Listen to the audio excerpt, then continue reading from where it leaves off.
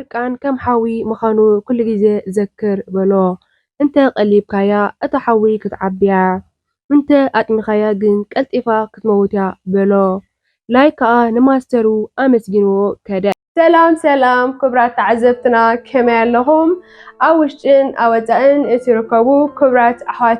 احاتين بمجمرة أبزل لهم فقرن كسانتن عوتن منيلكم امباركس مساهم زلخو حتىهم يرانوس قيتومي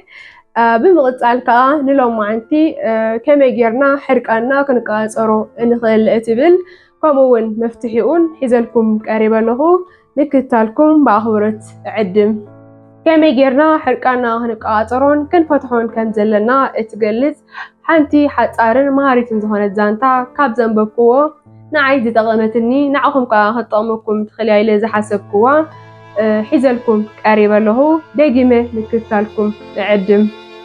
حد اوان ماستر زبሃል ሰብኣይ ኣብ ሓንቲ ምቹውቲ ገጠር ኣቕመጥ ነበረ እታ ገጠር ከዓ ኣብ ገምገም ባሕሪ ተደኪና ነበረት ኣብ ገምገም እቲ ባሕሪ ከዓ ወርቃዊ ሕፃ ነበሮ እቲ ማስተር ዝብሃል ሰብኣይ ለባምን ጥበበኛን ነበረ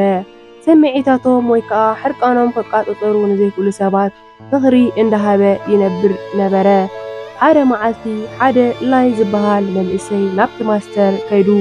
ዕርቃኑ ከመይ ገይሩ ክቃፀሮ ከም ዘለዎ መምርሒ ክህቦ ነቲ ማስተር ሓተቶ እቲ ማስተር ከዓ ነቲ መንእሰይ ናብ ሓንቲ ጽምዋ ዓባይ ገረብ ወሰዶ እታ ገረብ ከዓ ብቕፅልቲ ዝተኸበበት ነበረት ኣቕፅልቲ እታ ገረብ ከዓ ከም ጽምብላሌ ኣብ ኣከባቢኦም እረግፍ ነበረ ብድሕሪኡ እቲ ዓብይ ጥበበኛ ሰብኣይ ማስተሩ ነቲ መንእሰይ ዛንታ ክነግሮ ጀመረ ቀደም ዘመን ክልተ ጎራብቲ ዓድታት ነበራ ክልቲአን ከዓ ብሓያላት ንጉሳት ይምርሓ ነበራ ኣብ መንጎ እተን ክልተ ዓድታት ከዓ ሓደ ዓብይ ቀላይ ነበረ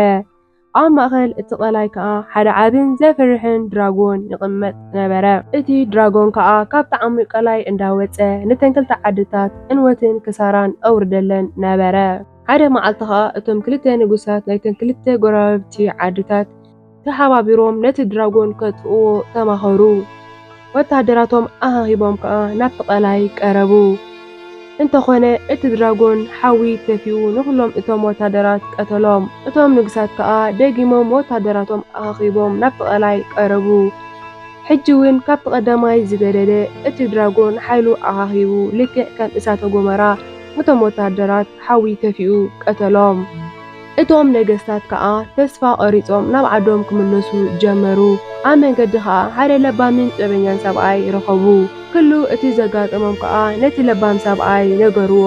እቲ ለባም ሰብኣይ ከዓ እቲ ድራጎን ናይ ደገ ጸላኢኹም ኣይኮነን በሎም እንታይ ደኣ ውጽኢት ወይ ከዓ ነጸብራቕ ሕርቃንኩም ነቲ ድራጎን ክትቃጸርዎ ተደሊኹም መጀመርያ ሕርቃንኩም ክትቃጸርዎ ኣለኩም በሎም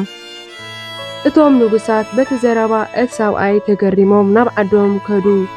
እንተኾነ ግን ዓዶም ምስ ተመልሱ ልክዕ ከም ሰብኣይ ዝበሎም ክገብሩ ጀመሩ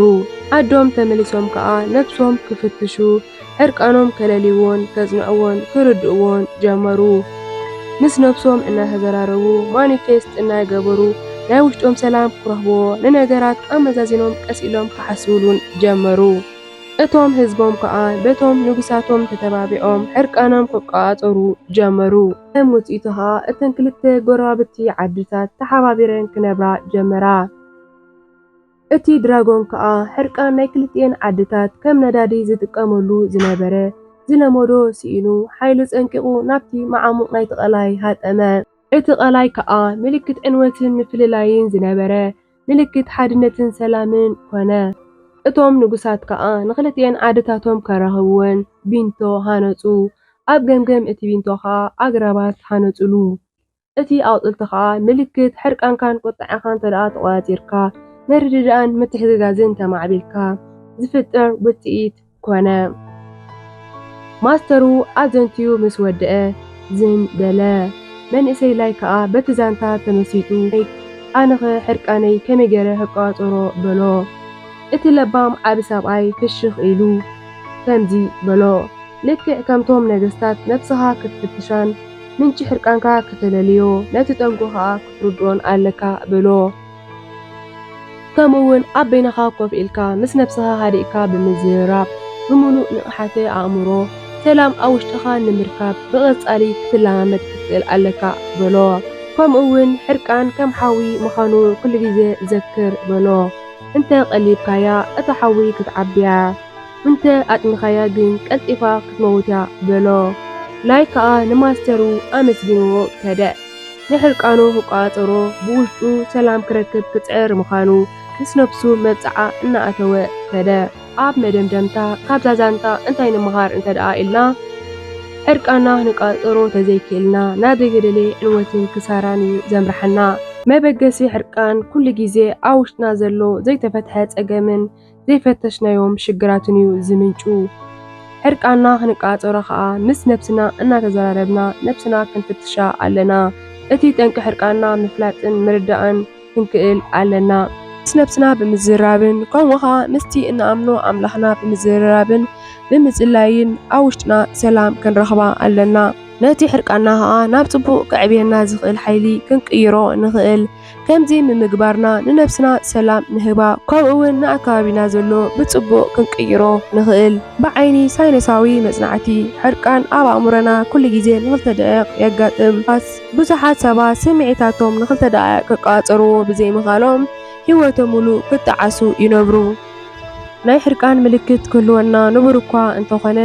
ከይስዕረረና ግን ክንቀዋፀሮ ክንክእል ኣለና። ኩሉ ግዜ ኣብ ንሓርቀሉ ካብ 1 ክሳብ 10 ክንፈቅድ ኣለና። እናፈቐድና ክንመጽእ ከለና ኣእምሮና ብንጹር ክንሓስብ ንኽእል፣ ከምኡ ከዓኒ ስምዒታትና ክንቆፃፀሮ ንኽእል። ተወሳኺ ከዓ ኣብ ንሓርቀሉ ግዜ ምስ ንፈትዎ ወይ ከዓኒ ምስ ዝርዳእና ሰብ ክንዛረበሉ ክንክእል ኣለና። ድሕሪኡ ካብ ሕርቃና ክንዝሕል ንኽእል። ብኻልእ ከዓ ዘሕርቁና ነገራት ኣብ ውሽጥና ካብ መሓዝ ኣብ ወረቐት ክንጽሕፎም ክንክእል ኣለና። ኣብ ወረቐት ኣብ ንጽሕፈሎም ግዜ ሕርቃና ክዝሕለልና ይኽእል። ብኻልእ ከዓ ካብ ሕርቃን ከናግፉና ዝኽእሉ ነገራት መጽሓፍ ምንባብ፣ ስፖርት ምስራሕ፣ ከምኡ ከዓኒ ንሕና እንፈትዎ ነገር ወይ ከዓ ኣብቲ ንሕና ደስ ዝብለና ነገር ክነተኩር ክንክእል ኣለና። ከምኡ ኣብ ንገብረሉ ግዜ ኣብ ክንዲ ኣብ ሕርቃና ነተኩር ኣብቲ ንፈትዎ ዘለና ነተኩር ስለ ዘለና ካብ ሕርቃን ክንድሕን ንኽእል። ክቡራት ተዓዘብትና ናይ ሎማዓንቲ መደብ እዚ ነይሩ። ዓጊብኩምን ተዘናጊዕኩምን ክትኮኑ ተስፋ ገብር። ላይክ፣ ሼር፣ ኮመንት፣ ሳብስክራይብ እንዳገበርኩም ከተተባብዑና ከዓ ደጊምና ብኣኽብሮት ንዕድም። ሰሰናዩ